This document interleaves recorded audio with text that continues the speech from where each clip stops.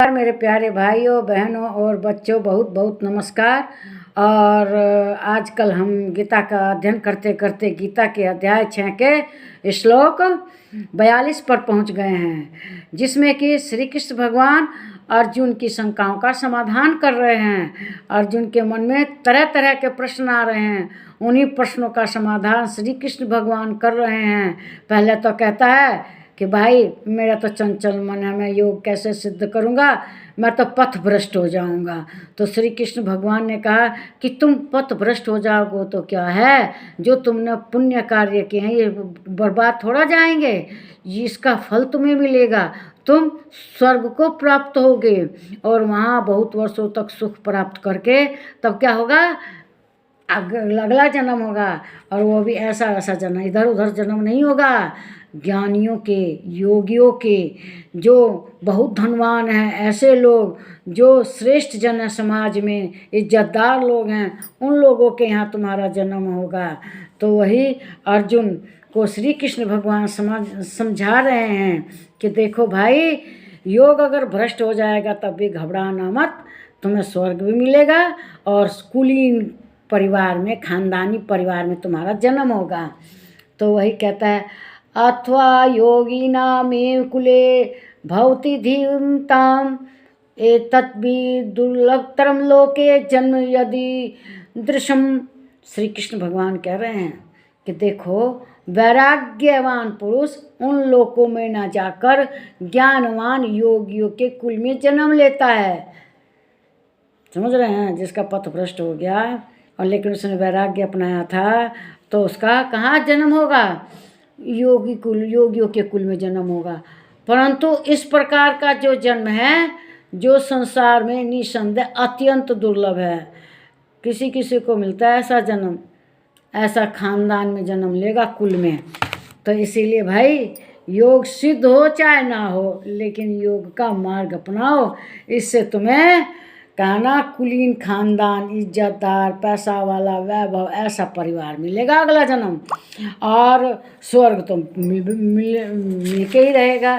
तो इसीलिए घबराओ मत, तुम योग के मार्ग पर रहो। कहते हैं कि योग में सफल नहीं हुए तब भी चिंता मत करो, योग के में सफल न हो पर तुम संभाव वाले स्वर्ग को प्राप्त होगे, जिसमें एक अलौकिक आनंद रहता है, सुख रहता है, किसी तरह का टेंशन तनाव कुछ नहीं रहता, ऐसे स्वर्ग को पाओगे। अगर तुम नहीं कामयाब हुए तब भी योगियों के घर में जन्म लोगे, जो कि बहुत दुर्लभ है, किसी किसी नसीब वालों को मिलता है ऐसा जन्म। इसलिए तुम योग के कर्म करो, पुण्य, यज्ञ, भजन, ये सब करो। जब ये साथ रहते हैं तो मनुष्य का जो अंदर का अहंकार है ख़त्म हो जाता है।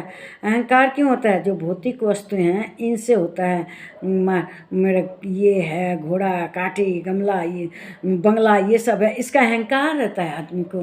तो ये सब छूट जाते हैं जो वह अच्छे कार्य करता है योग के अपना कर, और वह उसे सबका अलौकिक परिवार नहीं मिलता, लेकिन जो योग कर्म सिद्ध हो गया तब भी उसको अलौकिक परिवार मिलता है। और वह सिद्ध होने पर तो भगवान मिलेंगे, इस भगवान से उसका मिलन होगा।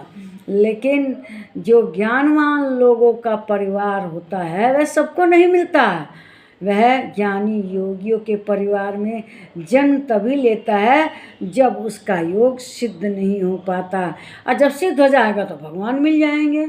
समझ रहे हैं ना। तो इस तरह से ज्ञानी योगी जो असिद्ध योगी हो गए हैं, तब उनकी सिद्धि नहीं हुई तब भी घाटा नहीं है, तब भी स्वर्ग भी मिलेगा, और जो अलौकिक परिवार मिलेंगे, जो धनवान होंगे, ज्ञानवान होंगे, योग पथ पर चलने वाले होंगे।